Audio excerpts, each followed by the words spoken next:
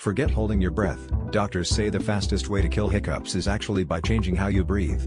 Most people clamp their mouths shut and hope for the best, but experts have found a wild breathing trick that works almost every time.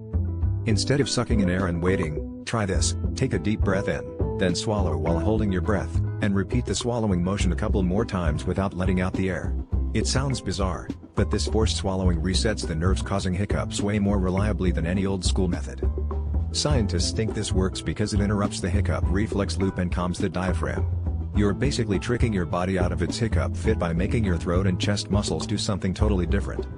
Next time you're hit with a hiccup attack, don't reach for water or start counting to 10. Just breathe in, swallow hard, and watch your hiccups vanish almost instantly.